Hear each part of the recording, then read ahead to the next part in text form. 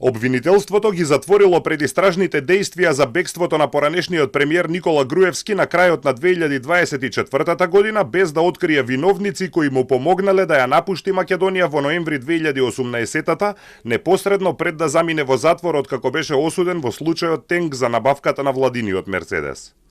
Додека полицијата го бараше во неговиот дом и во седиштето на ВМРО-ДПМН за да го спроведе во затвор, тој на 13 ноември 2018 се јави со Facebook статус од Будимпешта, каде неколку дена подоцна доби азил.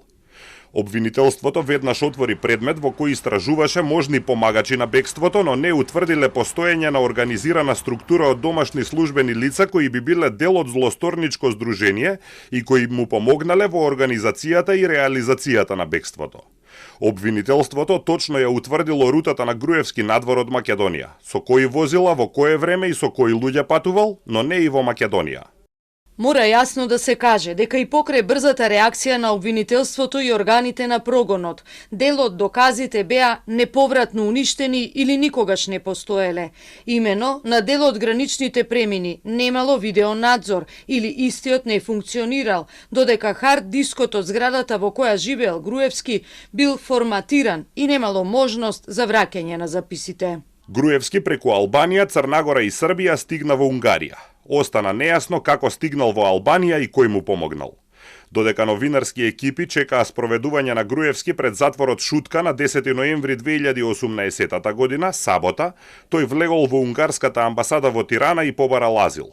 Ноќта ја поминал во амбасадата, а утредента со возило на амбасадата и двајца унгарски дипломати влегол во Црнагора на граничниот премин Хани Хотит Божај.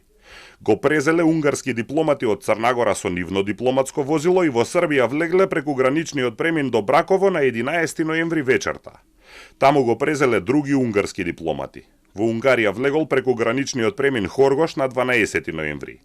Истиот ден МВР објави потерница по него. Утредента Груевски соопшти дека е во Будимпешта, каде што побарал азил затоа што добивал закани по живот.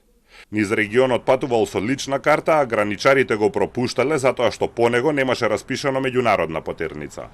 Во обвинителството за гонење организиран криминал и корупција велат дека доколку се обезбедат нови докази што идентификуваат вмешани во бегството, ќе ја продолжат постапката.